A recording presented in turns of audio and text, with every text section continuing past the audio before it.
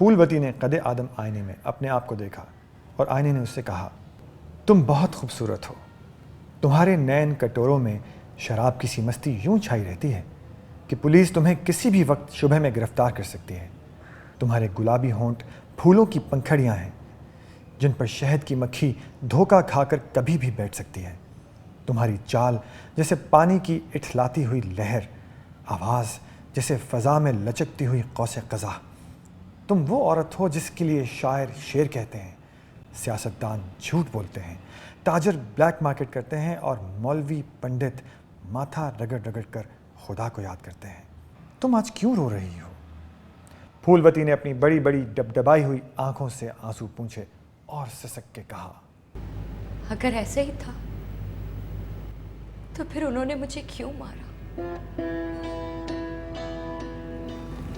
ये फूल जैसे रुखसार किसने चांटे मार मार कर लाल कर दिए? क्या ये भी आईने का धोखा है? मैं किसी को धोखा नहीं देता। जो कुछ तुम हो, जो तुम पर गुजरी है, वो सब मेरे अक्स में मौजूद है। ना सिर्फ ये, बल्कि कुछ और भी, क्योंकि मैं सिर्फ तुम्हारा माजी नहीं हूं, तुम्हारा मुस्तकबिल भी हूं। अगर गौर से मुझे देखोगी तो तुम्हें वो भी नजर आएगा जो आगे आने वाला है। आगे क्या होने वाला है? क्या होने वाला है आगे? आज से पहले तो उन्होंने मुझे कभी नहीं मारा था,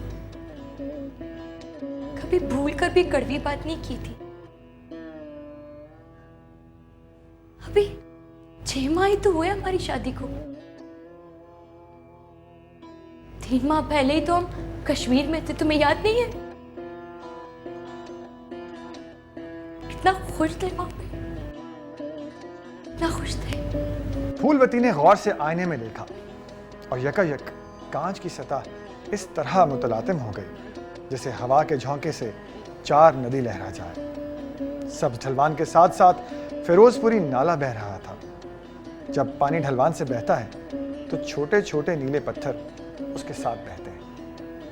पानी फिसलता है तो मछलियों की कमर लचकती है और कोई किसी की महकती हुई कमर में हाथ डाल देता है और फिर कोई घबराकर पलटता है और किसी के सीने से लगकर खुशी के मारे सिसकियां लेने लगता है। आंसू खुशी के भी होते हैं। फूलवती के गम के आंसुओं में वही खुशी के आंसू छलक उठे। हाय, कैसे प्यारे दिन थे वो।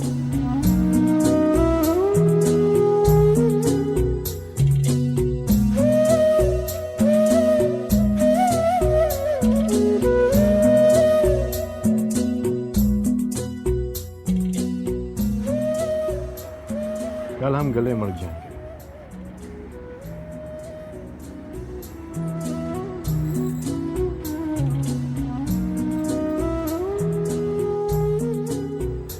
जब मोहब्बत आती है तो कोई नहीं रहता, कोई सयाह नहीं रहता, कोई मकाम नहीं रहता, सिर्फ मोहब्बत रहती है। मोहब्बत करने वालों को बिल्कुल अकेला छोड़ देती है। इस दुनिया में रहते हुए भी वो इस दुनिया से दूर हो जाते हैं। ये सारी धरती गोया सिर्फ उन दोनों की हो जाती है। मोहब्बत के बाद फूल सिर्फ उन दोनों के लिए महकते हैं।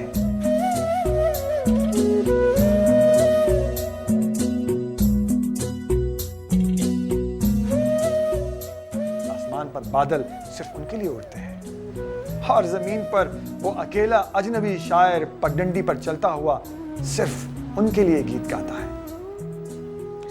झील पर बर्फ के तोदों के दरमियान बैठे बैठे फूलवती ने अपने चारों तरफ निगाह डाली। चारों तरफ बर्फ पोश पहाड़ों की चोटियां दूर दूर अपना मगरूर सर उठाए खड़ी थी। ये चोटियां जो किसी को नहीं देखती, सिर्फ मोहब्बत के 2 मतवालों को देखती हैं, जो झील के किनारे बर्फ के तोदों के दरमियान एक दूसरे से लगकर बैठे होते हैं। कितने हजारों लाखों साल बाद आया है ये लम्हा, जब हर चोटी के सुनहरे सपने पूरे हुए हैं। अब इन चोटियों को किसी का इंतजार रहेगा। आने वाले आ गए, मगर वक्त थमता नहीं है। थमता हुआ महसूस होता है। इसीलिए आने वाले आते हैं और चले जाते हैं। वो हनीमून के 3 माह भी कितनी जल्दी खत्म हो गए। फूलवती ने मायूस होकर दोनों हाथ अपने धड़कते हुए सीने पर रख लिए और आईने की तरफ देखकर हसरत से पूछा, कहाँ चले गए वो दिन? इतनी जल्दी कैसे चले गए? वो मोहब्बत और उम्मीदों के जगमगाते दिन कहाँ चले गए? और उनके जाते ही ये जोर का चाटा।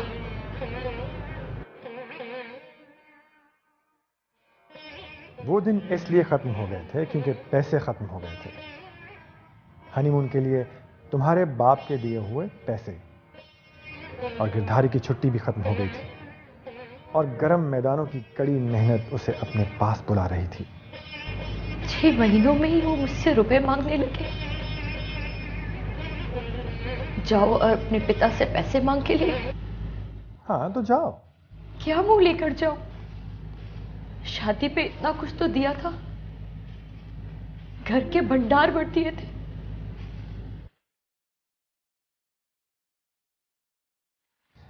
जाना ही पड़ेगा, वरना फिर चाटा खाना पड़ेगा। फूलवती डर के मारे कांप उठी। उसने आईने से मुंह मोड़ लिया।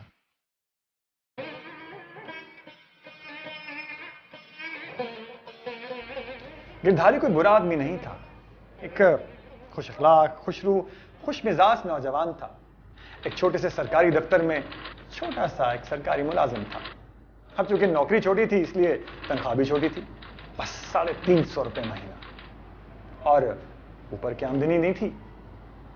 और गिरधारी नौजवान था, नया नया मुलाजिम हुआ था, नई नई शादी हुई थी उसकी।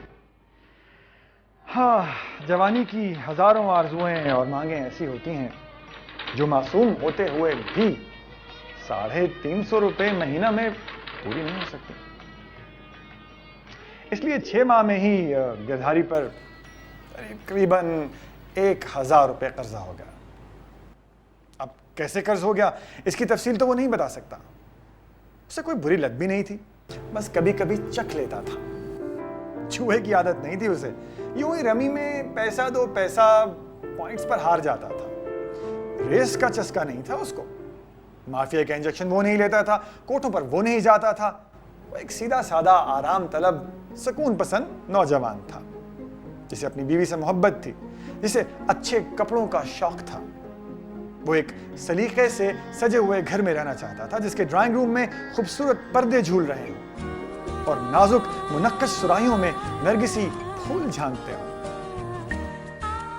और उसकी बीवी सुनहरी चूड़ियों से मुज़य्यन कलाई बढ़ाकर अपनी नाजुक उंगलियों से रेडियोग्राम का स्विच खोलती।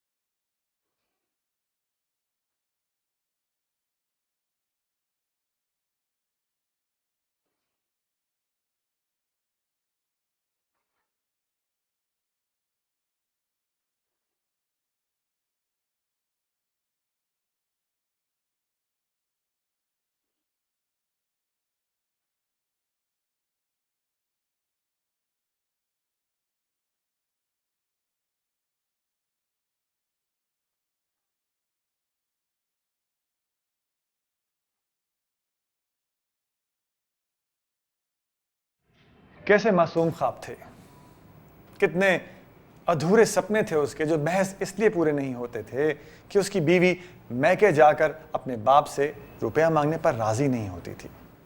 आखिर इसमें है ही क्या? आखिर उसका लखपति बाप इतनी दौलत अपने सर पर उठाकर चिता में ले जाएगा क्या? 1000-2000 रुपया होता ही क्या है? मांगते ही उसका बाप उसे यूं चुटकियां बजाते हुए दे देगा। मगर ये जाहिल लड़की मानती नहीं है, इसलिए चांटा, 2-4 मुक्के और घौंसे, एक बार बालों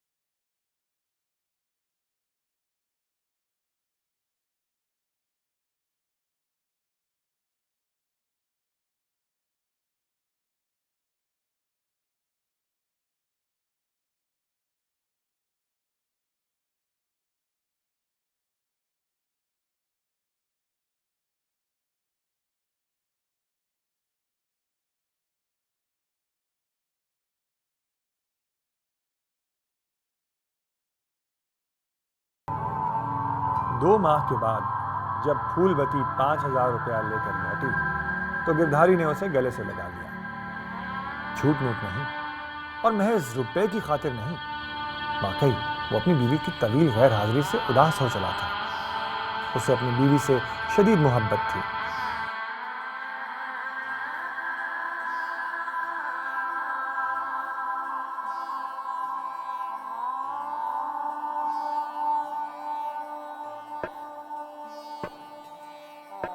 कभी कभी उसने उसकी गैर हाजिरी में भी ये सोचा था कि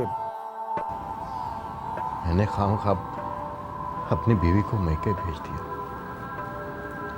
अगर थोड़ी सी बचत कर लेते और थोड़ा सा अपना खर्च कम कर देते तो मुमकिन था कि कर्ज उतर जाता।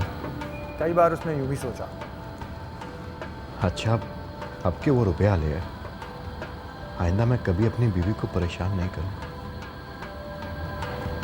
वाकई बुरा लगता है किसी से रुपया मांगना, चाहे वो अपना ससुर ही क्यों ना हो।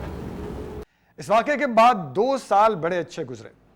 गिरधारी ने अपना कर्जा उतार दिया और बाकी के रुपए बड़ी खुश सलीकेगी के साथ आहिस्ता आहिस्ता खर्च किए, क्योंकि उसे कोई बुरी लत तो थी नहीं।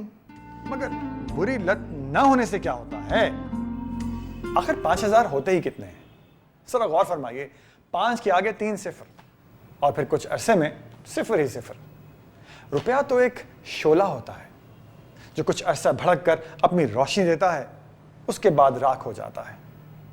अगर रुपया एक दरख्त होता जो हर साल फल देता तो फूलवती और गिरधारी का आंगन कितना खुशगवार होता। मगर न जाने इन साइंसदानों को क्या हुआ है, बंजर चांद पर जाने के लिए रॉकेट बनाते हैं मगर मामूली घरों में रुपए के दरख्त नहीं उगाते हैं। और अब तो फूलवती की गोद में एक खूबसूरत बच्चा भी खेलता था। गिरधारी को अपने बच्चे से बड़ा प्यार था।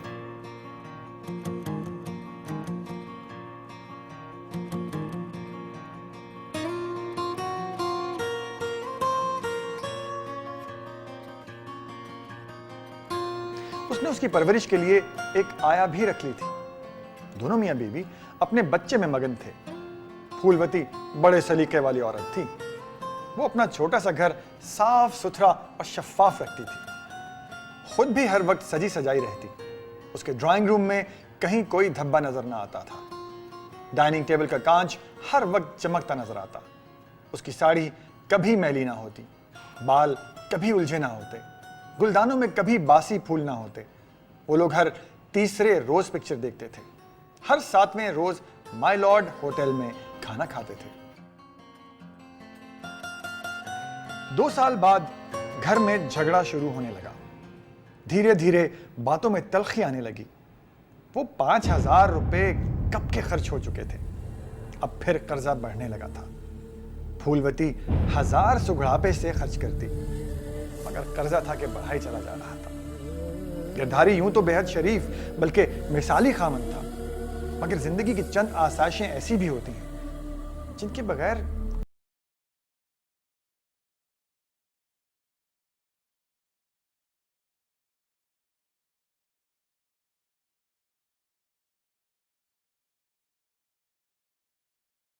और मुन्ने की आया का खर्च था।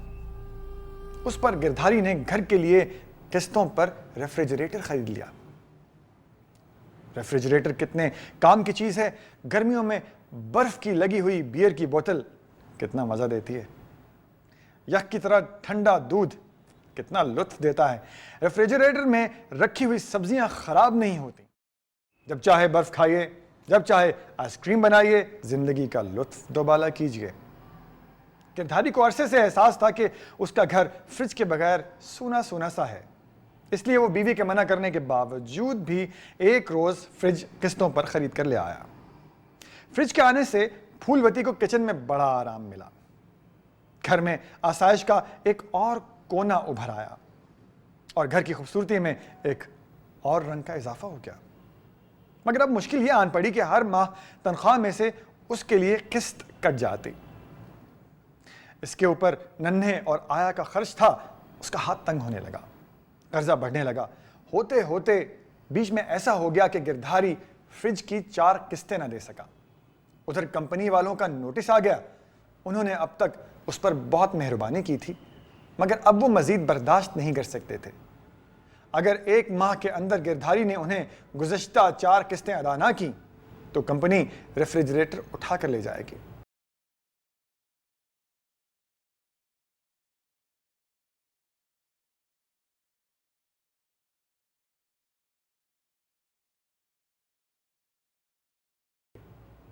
ले जाएं? फूलवती बड़ी नखुबत से बोली। हमें नहीं चाहिए। और जो 8 माह की मैं किस्तें अदा कर चुका हूं वो बेकार में जाया जाएंगी। 8 माह हमने इसे इस्तेमाल भी तो किया है। जब लोग घर आएंगे, देखेंगे फ्रिज नहीं है, तो क्या कहेंगे वो? हमें लोगों की परवाह नहीं करनी चाहिए। ये घर हमारा है, लोगों का नहीं। फूलवती ने उसे समझाते हुए कहा, मगर गिरधारी ना माना। उस पर फूलवती ने कहा, मैं तो बल्कि आपको ये कहूंगी कि हमें अपने खर्चे कम करना चाहिए। क्या कम करूं? ये जो हम हर तीसरे रोज सिनेमा जाते हैं ना, अब सिर्फ हफ्ते में 1 दिन जाएंगे। और जो टैक्सी के बजाय हम बस में सफर करेंगे। 15-20 रुपए बचेंगे, उससे क्या होगा? अब ये जो आप मेरे लिए हर माह नई साड़ी ले आते हैं, इसकी क्या जरूरत है? मेरे पास तो पहले से इतनी सारी साड़ियां मौजूद हैं। अरे नहीं फूलवती, हर माह फैशन बदल जाता है। फिर लोग क्या कहेंगे कि गिरधारी की बीवी। फूलवती सहम कर बोली, आपके पास इतने सारे सूट हैं, अगर आप ये नया सूट नहीं बनवाते तो पूरे 150 रुपए बच जाते।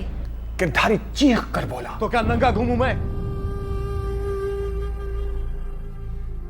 जिंदगी में एक छोटी सी आसाइश चाहता हूं मैं, बस। कोई ऐब नहीं पार रखा मैंने, कोई बुराई नहीं है मेरे अंदर, बस जरा सलीका चाहता हूं मैं, और उसमें भी तुम मीन मेख निकालती हो। मैं मीन मेख नहीं निकाल रही हूं, मैं तो सिर्फ इतना कह रही हूं कि इंसान को चादर देखकर अपने पांव फैलाना चाहिए। 2000 साल से यही बात सुनता आ रहा हूं मैं कि इंसान को अपनी चादर देख के पांव फैलाने चाहिए। भगवान करे कि इस दुनिया की सारी चादरें फट जाए, और तुम औरतों के पास यह बात कहने के अलावा और कुछ बात नहीं है। जब भी देखो वही चादर सामने उठा के ले आती हो। ये चादर नहीं है, इंसान की उम्मीदों का कफन है ये। फूलवती चुप हो गई। कुछ देर के बाद सर झुकाकर बोली, मैं एफए पास हूँ, कहीं नौकरी दिला दें ऑफिस में। कुछ नहीं तो 75 रुपए तो ले ही आऊंगी हर महीने। उससे क्या होगा? कुछ नहीं बनेगा उससे। और फिर घर कौन देखेगा? फूलवती ने फैसला कुन लहजे में कहा। तो फिर ये तय है कि रेफ्रिजरेटर को वापस कर दिया जाए और घर का खर्चा कम कर दिया जाए। कुछ कम नहीं होगा। रेफ्रिजरेटर भी इसी घर में रहेगा। बस तुम्हें मैके जाना है। नहीं, मैं मैके नहीं जाऊंगी। तुम्हारे पिताजी अब इतने भी गरीब नहीं है कि तुम्हें 3000 भी ना दे सके। अब क्या 3000 में गुजारा हो जाएगा? आपको मालूम नहीं है, पिताजी को पिछले साल पूरे 10 लाख का नुकसान हुआ था। उनकी माली हालत बहुत पतली है, वो अब हमारी मदद नहीं कर सकते। मरा हुआ हाथी भी 1.25 लाख का होता है। उनके लिए 3000 कुछ भी नहीं है। मैंने कहा ना कि 3000 में आपके गुजारा हो जाएगा। नहीं, कुछ भी हो जाए मैं अपने बाप से पैसे नहीं मांगूंगी। फूलवती,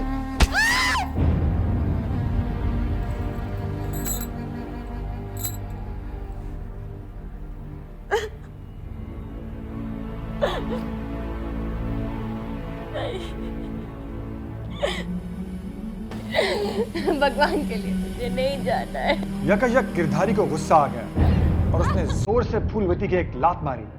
फूलवती तेवरा के गिर पड़ी।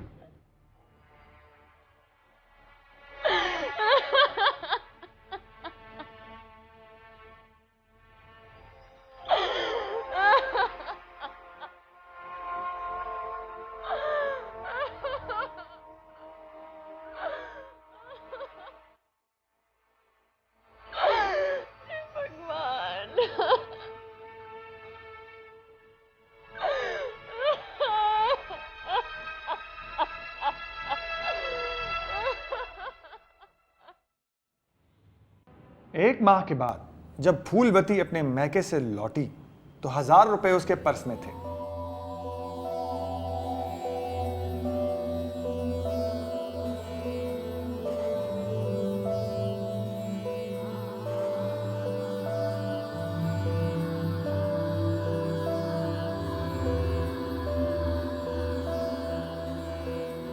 मगर अब के वो पिछली मर्तबा की तरह खुश खुश घर से वापस ना आई थी। अब के उसका रंग उड़ा उड़ा था और नजरें झुकी झुकी थी। पूछने पर उसने बताया, पिताजी ने हमारी बड़ी बेइज्जती की। रुपए तो दे दिए और साथ में ये चेतावनी भी दे दी कि अगर हमने दोबारा रुपए का मुतालबा किया तो वो हमें घर से धक्के दे के निकाल देंगे।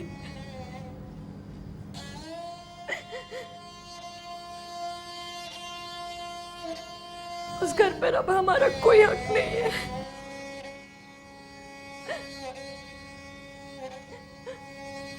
आप हमारे जीवन साथी हैं। आप हैं हमारे जीवन साथी। भगवान के लिए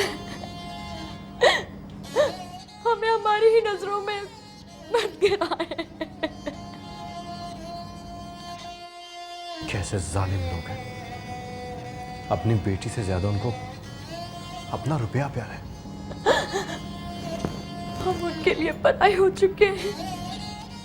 अब उन पर हमारा हक रहा ही कहाँ। गिरधारी भी आबदीदा हो गया। उसने अपनी बीवी को गले से लगा लिया।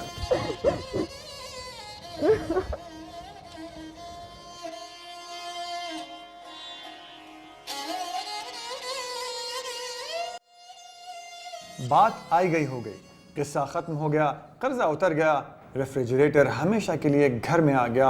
मियाँ बीवी और मुन्ना घर में हंसी खुशी रहने लगे। 1.5 साल के करीब फिर मजे में गुजरा। मियाँ बीवी हर तीसरे रोज सिनेमा जाते, हर 7वें दिन माई लॉर्ड में खाना खाते। हर माह नई साड़ी आती, मुन्ना के लिए उम्दा से उम्दा कपड़े।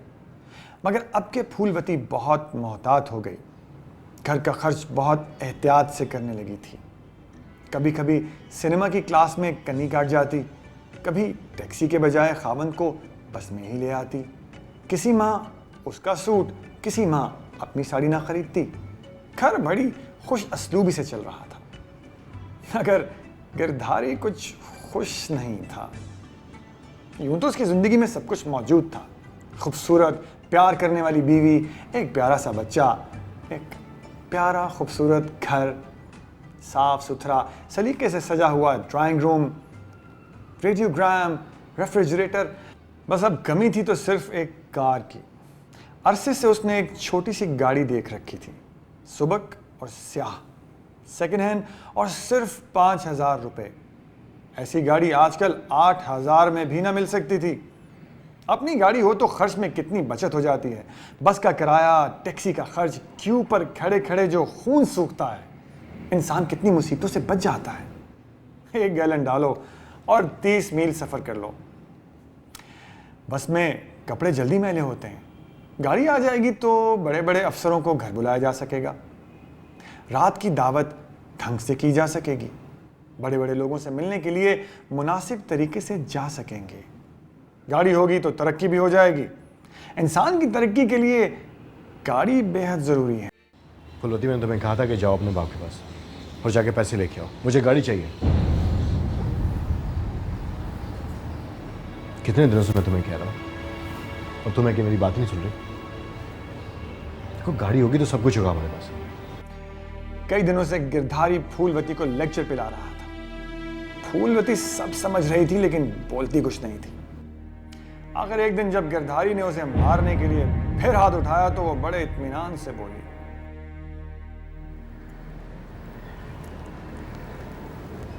आप यही चाहते हैं ना कि मैं पिताजी के पास जाऊं और आपके लिए गाड़ी के लिए 5,000 रुपये लेकर आऊं?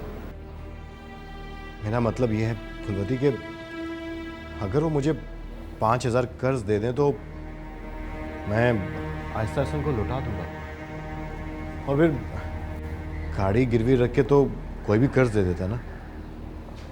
लेकिन गाड़ी क्यों गिरवी रखी जाए? वो मेरे लिए इतना नहीं कर सकते? आखिर मैं उनका दामाद हूं। फूलवती बात काट कर बोली, मैं आपकी बात का मतलब समझ गई।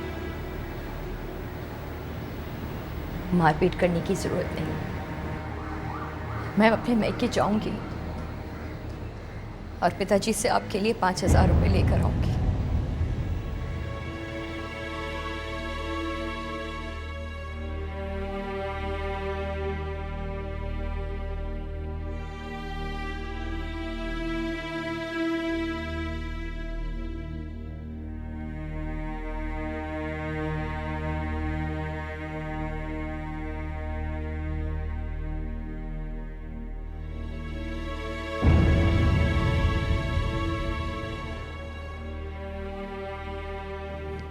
गिरधारी को बड़ी हैरत हुई, कुछ सदमा भी हुआ, लेकिन मुसरत भी बहुत हुई कि बैठे बिठाए बगैर मारपीट के काम बन गया।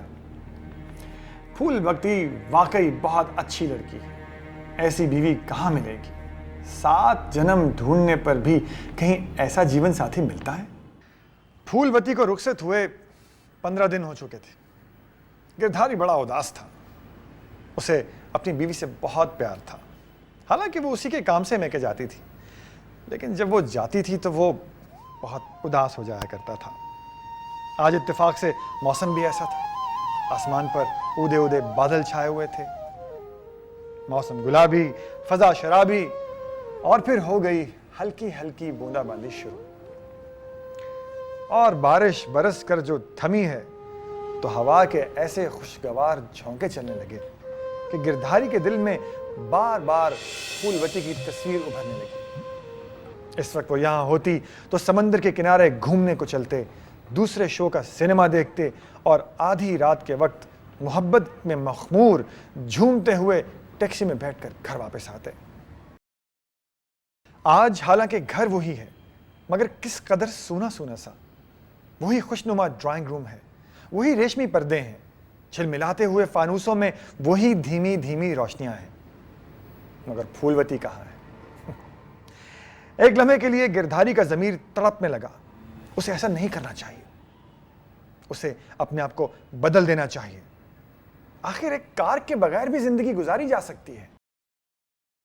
दुनिया में करोड़ों आदमी हैं ऐसे हैं जो रेफ्रिजरेटर और गाड़ी के बगैर खूबसूरत जिंदगी बसर कर रहे हैं। हाँ, और फूलवती को उसके मैके नहीं भेजेगा, कम से कम पैसे के लिए नहीं भेजेगा। आज इस वक्त वो यहां होती, वो इसी तरह बातें करता रहा और अपने गहरे दोस्त श्याम सुंदर से अपने दिल का दुख बयान करता रहा और मजीद दुखी होते चले गए, उदास होते चले गए। ऐसे में ही श्याम सुंदर ने कहा, चल यार गिरधारी, कहीं बाहर चलते हैं यार। मुझे मेरी बीवी फूलवती बहुत याद आ रही है।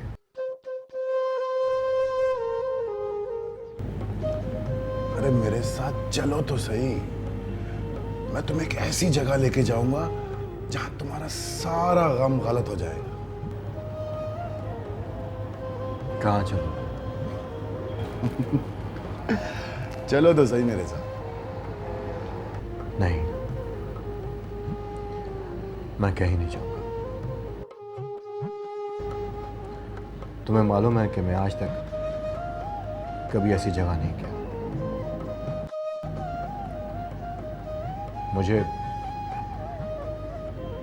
अपनी बीवी से बहुत मोहब्बत है। हाय मेरी फूलवती। देखो गिरधारी, मैं एक लड़की को जानता हूं, तुम एक नजर उसे देख लो,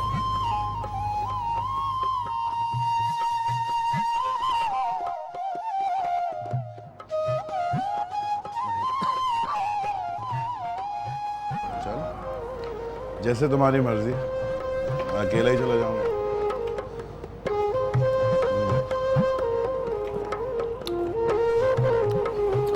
चलो यार, दिल करता हूं। राम राम। मगर गिरधारी नहीं माना। नाचार श्याम सुंदर वहां से अकेला ही चला गया, क्योंकि मौसम बहुत गुलाबी था और जब श्याम सुंदर चला गया तो गिरधारी और भी उदास हो गया। अब उसे हर तरफ फूलवती नजर आने लगी और हर सांस में उसकी महक आने लगी और वो हर लहजा रंजूर और उदास होता गया। आखिर उससे रहा ना गया। उसकी उदासी गहरी हो चुकी थी और उसकी विस्की भी खत्म हो चुकी थी और अब औरत की आगोश के सिवाय गम गलत करने की कोई सूरत उसके पास न थी। इसलिए गिरधारी अपनी जिंदगी में पहली मर्तबा इस तरह अपनी रूह का बोझ हल्का करने के लिए घर से निकल खड़ा हुआ।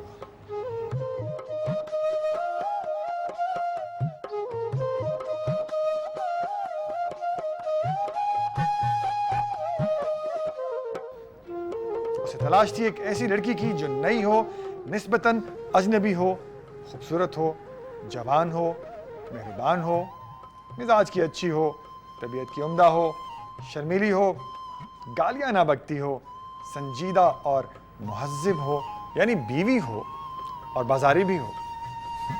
अक्लमंद से अक्लमंद मर्द भी ऐसे मौके पर बेवकूफ होता है। एक दलाल उसे देर तक इधर उधर घुमाए फिरता रहा। टैक्सी पर अब तक उसके 16 रुपए खर्च हो चुके थे। आज अगर उसकी अपनी गाड़ी होती तो यह खर्च तो ना होता। उसने फूलवती को मैके भेज दिया। गाड़ी जिंदगी के लिए बहुत जरूरी है, बहुत जरूरी। टैक्सी शहर की सड़कों पर गुजरते हुए एक खूबसूरत बागीचे से घिरे हुए 2 मंजिला मकान के सामने रुकी।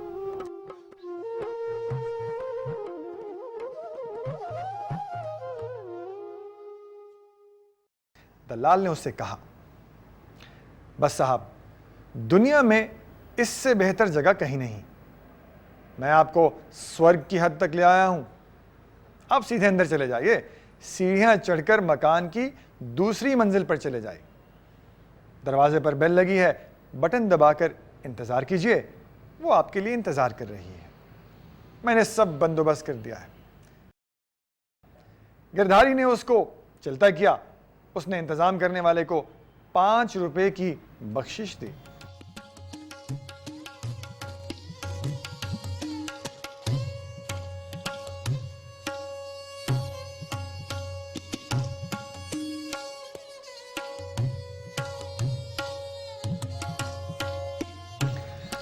सीढ़ियां चढ़ते हुए उसने पुराने पीतल के फानूस को देखा। सीढ़ियों के किनारे किनारे 2 रोइया शादाब फूलों को मुस्कुराते हुए देखा। वाकई ये लोग अच्छा ज़ौक रखते हैं, उसने अपने दिल में सोचा। सीढ़ियां चढ़कर जब वो 24 तख्तों वाले बरामदे में पहुंचा तो उसके दिल से फूलवती का हर ख्याल दूर हो चुका था और अब वो हर तरह रात के अनजाने सफर के लिए तैयार हो चुका था। उसने खुशी से सीटी बजाते हुए नए अरमानों को दावत दी और जल्दी से दरवाजे का बरकी बटन दबाया। थोड़ी देर में दरवाजा खुला और एक खूबसूरत लड़की मुस्कुराते हुए उसका इस्तकबाल करने के लिए आगे बढ़ी।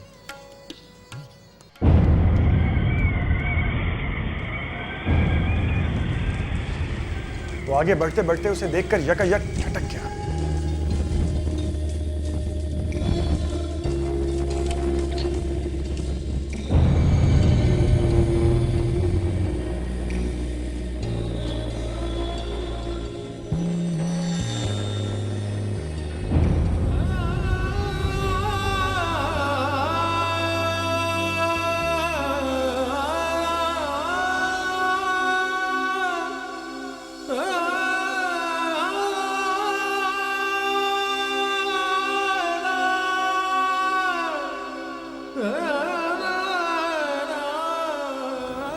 दरवाजे पर फूलवती खड़ी थी।